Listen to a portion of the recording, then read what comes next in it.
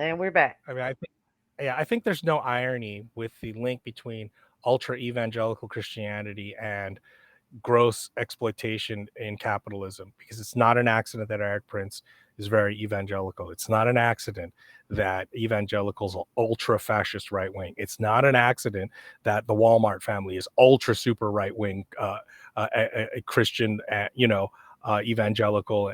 It's not an Lauren Boebert. Mm, It is not an accident. There is a direct connection, and this goes into another. So we talked about Chris Hedges' book, The Death of the Liberal Class. Now we're going into his other book, his first book that got him really on, and he's a seminarian. He graduated he has a master's of divinity from Harvard. mhm, And his first book that really got him on the map was American Terrorism, I think he called it. It was about the becoming evangelical fascism. He mm, called it Christian fascism. Oh, American Christian fascists or something like that is the name of the book. So again, he warned, what it's probably been 20 years now.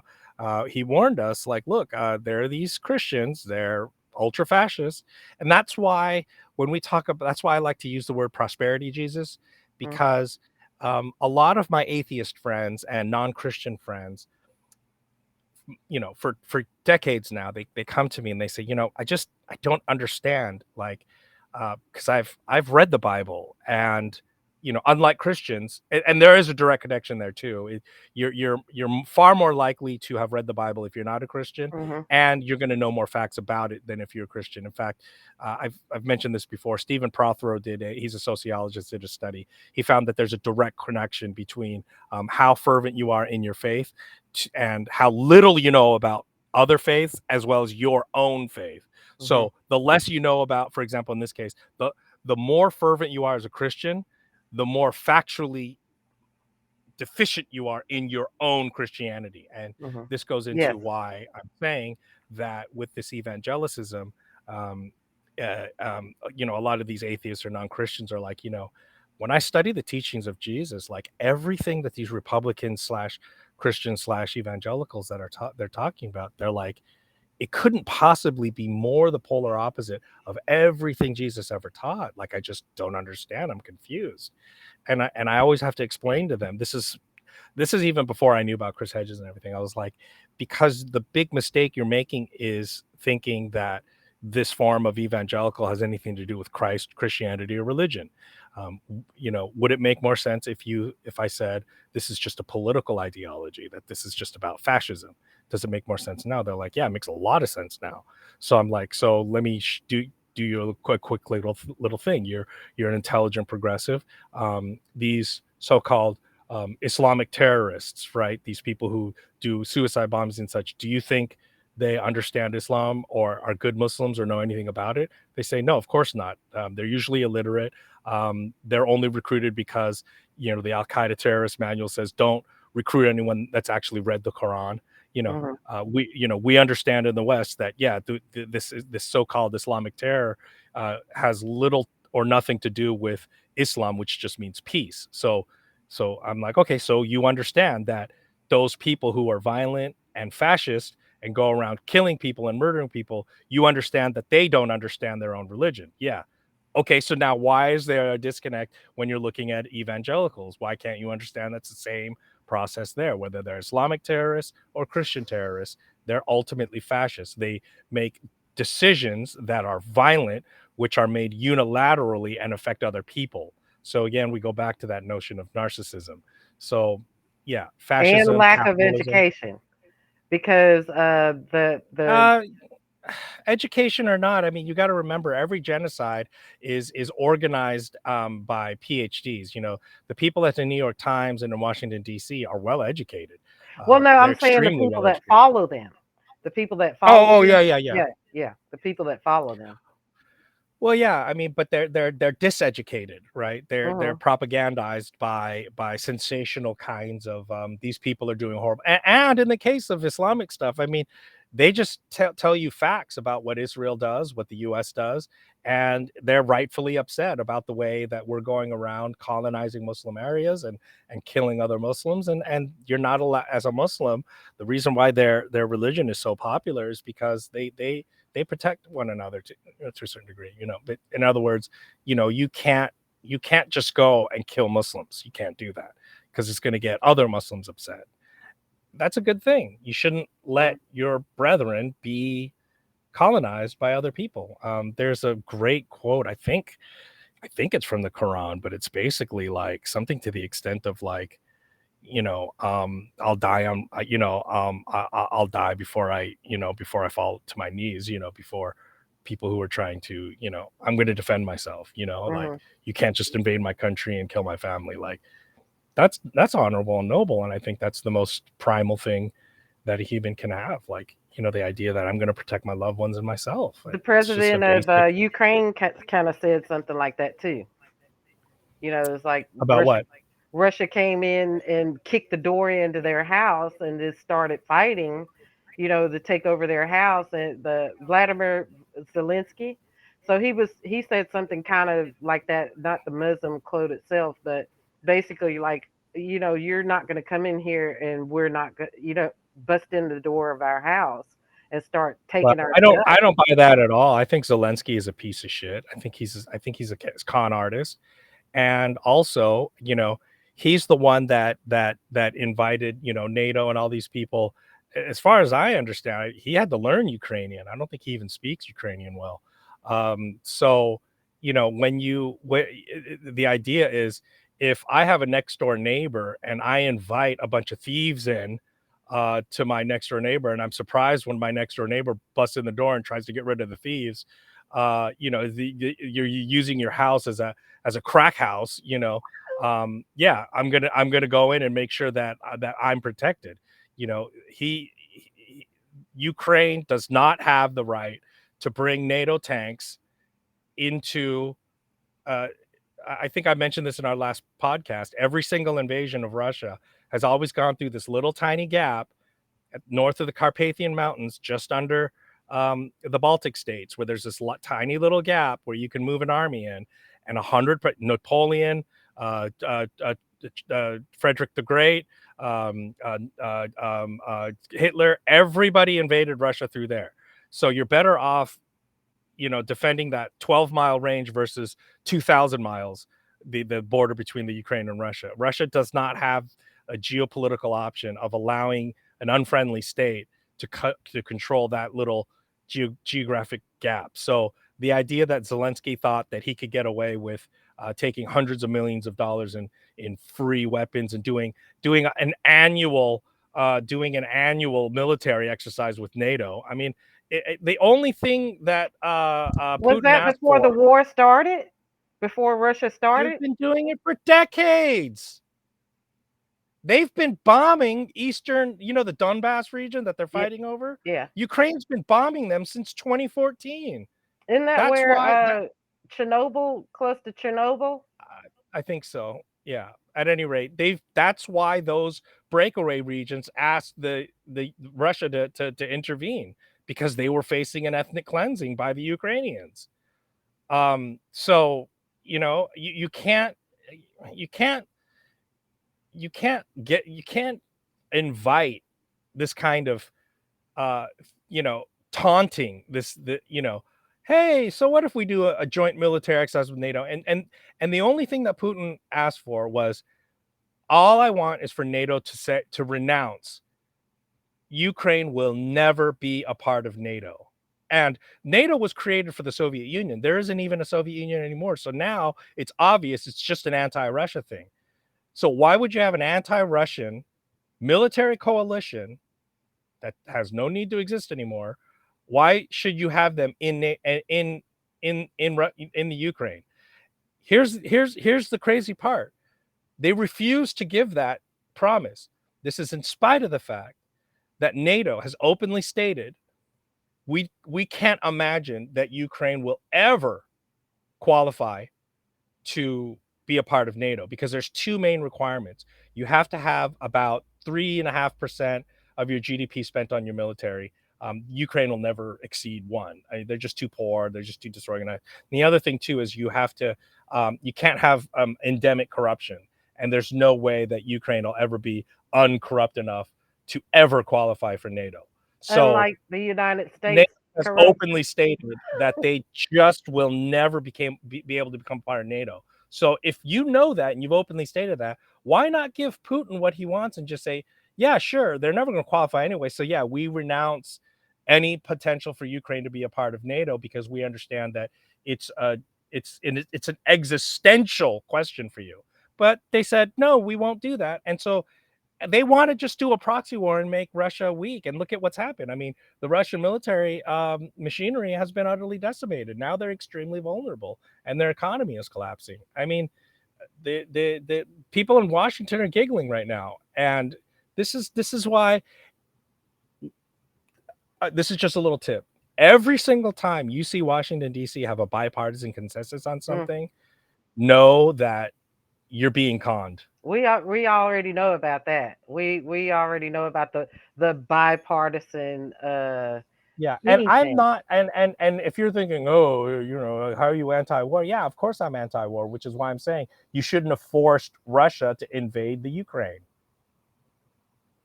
Okay, you know how many Russian premiers have had at least one Ukrainian parent.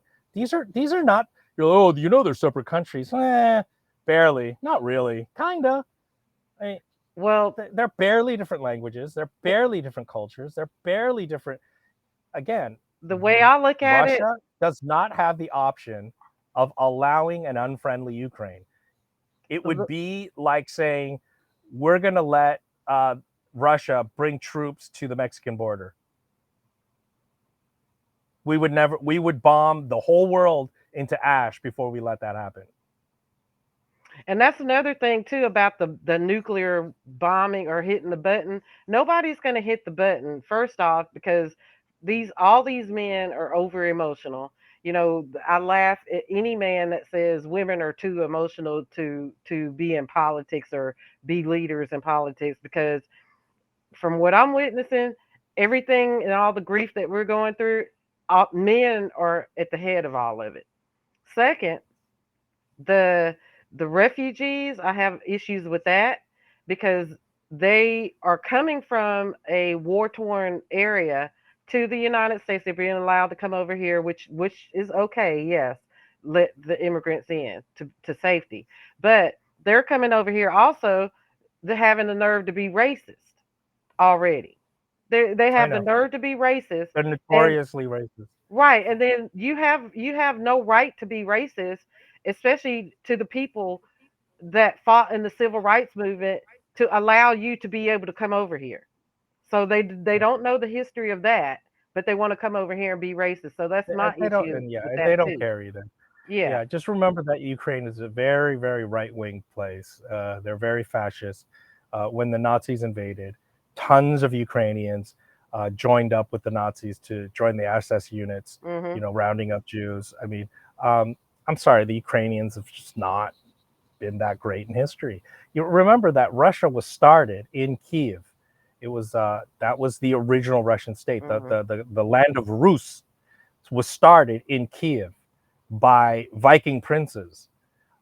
So I mean, when I Me. was talking about Slavs are slaves, I Mhm. mean even their first state around, I think the year 980 something, you know, they didn't even start their own first state. I mean, I'm not saying that the Russians are like Slavs are somehow not organized, but they just and then they finally kicked out these Viking princes, and when their own princes took over, they were so corrupt and so vile and so despicable. They literally invited the Viking princes to return and take over again and get rid of their own princes. I mean, Russia has always had a lot of fucking problems. I'm not saying they're not bold and brave and courageous and strong and tough, but there is something going on there that is just kind of it's a little zany, it's a little chaotic, and but again, there is simply no option for Ukraine to have a separate foreign policy. Uh, um, them being a separate country is in name only, um, and that's like saying Canada and Mexico have a separate foreign policy from the U.S. It's just they don't. They're not there. There's whole options that are forever off the table, right?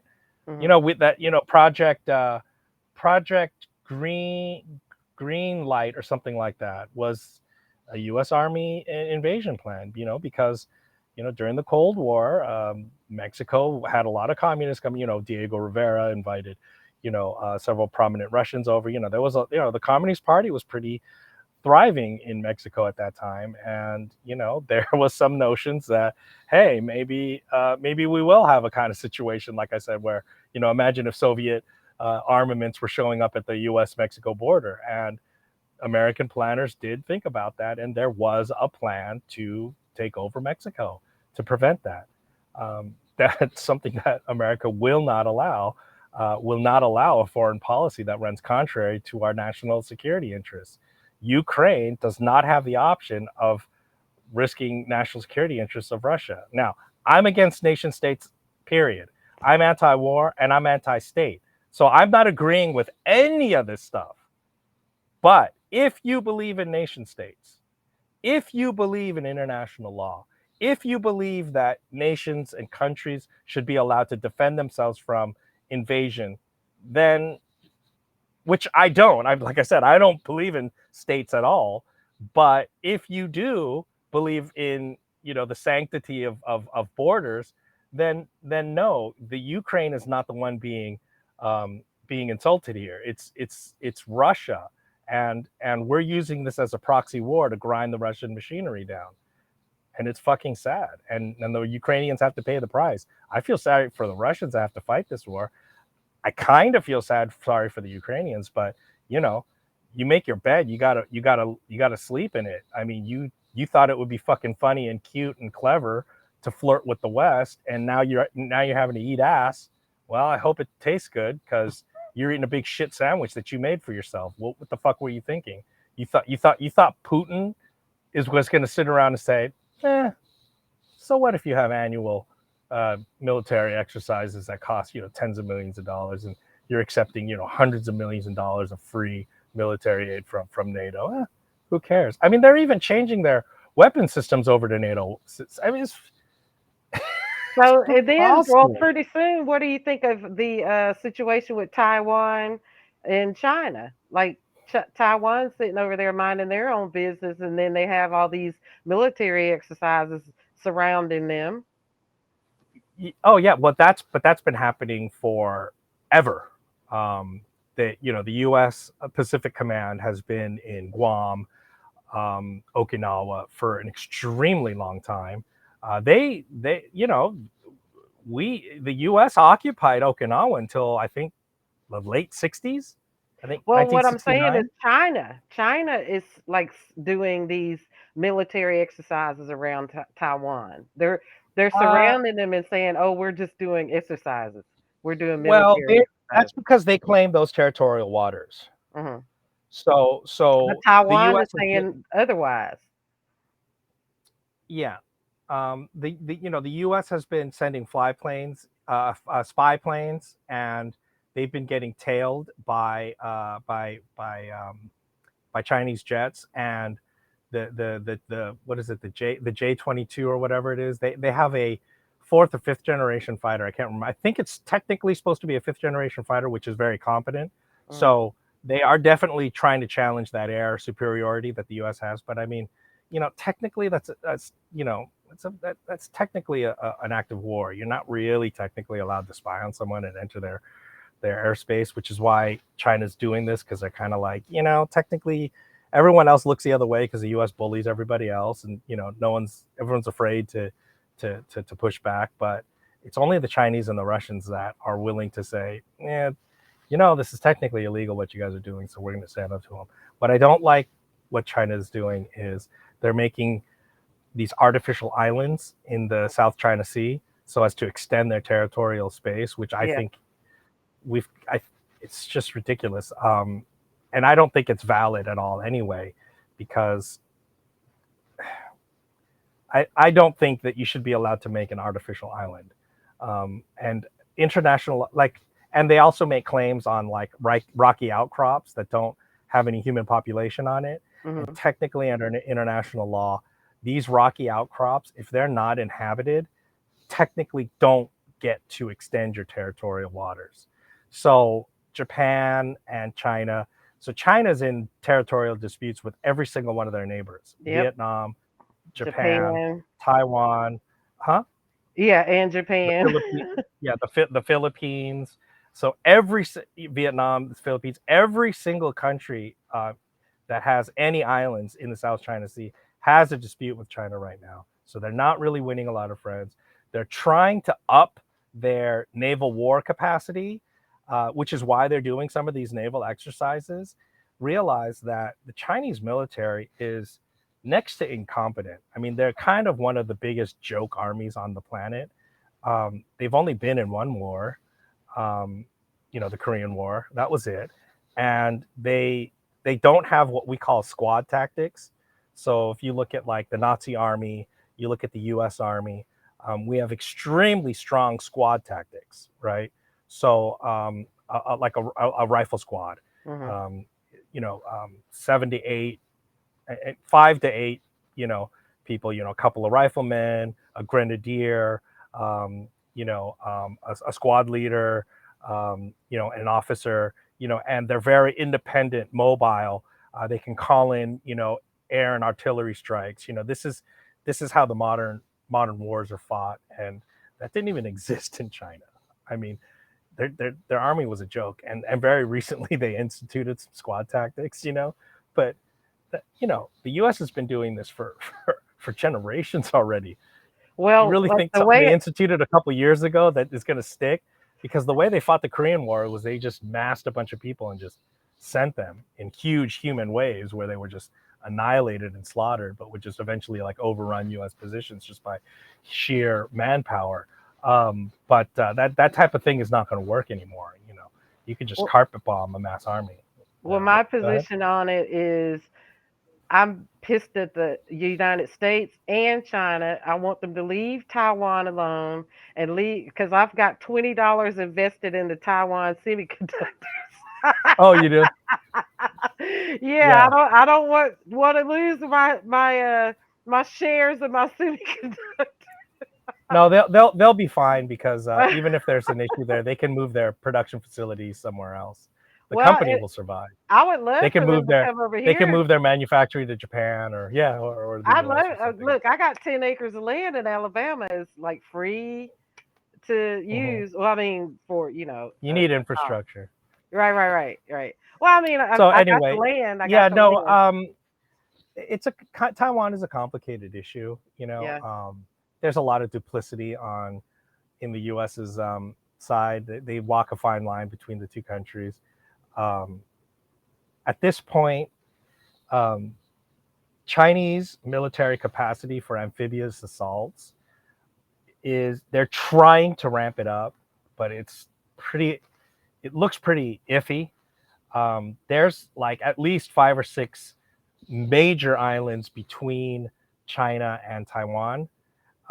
Most people think that they'll skip most of those and go either to just one intermediate island and then Taiwan, or just directly to Taiwan, bypassing some of those smaller islands. But again, leaving small islands in in their line in their rear lines, you generally don't want to do, because you can launch raids from those, because Taiwan has islands that are just a couple miles off the Hmm. coast of China, and they're militarized. So, you know, and again, Taiwan has a very small population, very small economy, very small military force, but it's a well trained and very well equipped. They have modern and the territory that the geography of Taiwan is also, there's just a lot of mountains, and there's a very high potential for pretty considerable resistance. And again, amphibious assaults are the hardest assaults there are. It's just going to be really, really hard for China to try and make um, an amphibious assault on Taiwan, considering, again, Taiwan has a decent military. Then you've got, the Japanese and the U.S. Pacific Command, which is the largest of all our commands. So, the resist the assistance of Japan, South Korea, and the U.S. to intervene immediately. It's they've got to get success right off the bat, and the likelihood of that of them achieving rapid success is unlikely. So it's not like the Chinese government doesn't know this. They know this, which is why I think they're doing a lot of posturing. Yeah. Not to mention, if there is an all-out war, um, if we bomb the Three Gorges Dam, what, like 300 million people are just going to die within the next 24 hours.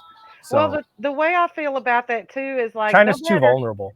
no matter what these guys say about, oh, I'm just gonna hit the button. Nobody's gonna hit the button because first Okay. off, Oh, that was another thing I wanted to respond to. That's yeah. I don't think that's true. You gotta go ahead and look up all the near misses we've had.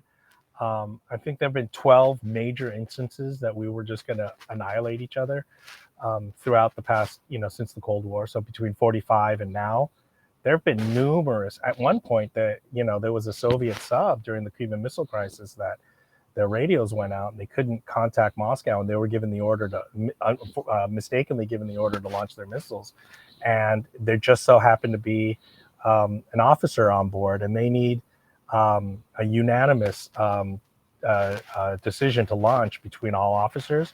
So it's usually just two officers that have to okay a strike on a nuclear sub.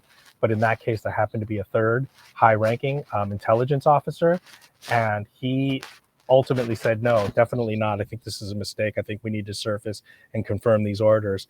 And I absolutely vote against launching nuclear missiles, and we just barely escaped There was nuclear a movie annihilation. made about that because I think I There vaguely was? remember there was a movie made about that. But what I was gonna say was I honestly don't think because of how egotistical and arrogant these men are.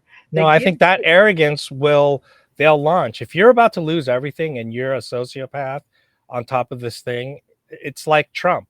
You think Trump won't bomb everything just to save his own ego? He absolutely would. So yeah, no, I absolutely think But that. you really think because I think they get a kick out of making people under them suffer, especially poor people. And they want to sit back and be able to watch all that. I don't think they want to annihilate the whole planet where No, there's not but if you're going to lose it all, you just let's, like, for example, let's say Trump was in charge of the Ukraine and they're about to just lose the war and just be overtaken. Mhm. He'd press the button because he's like, well, I'm going to lose everything anyway, and I'm Hmm. about to be captured in this palace, so fuck it, let's just bomb the whole fucking thing. Sociopaths are sociopaths. The That's only the why. only thing that they make decisions is based on protecting their sense of ego. Yeah. Okay, hold on, hold that thought. No, no, no. Go ahead and say your last thought. Because we've gone an hour already. Well, I'm gonna pause this. I'm gonna take a take a break here. Hold on.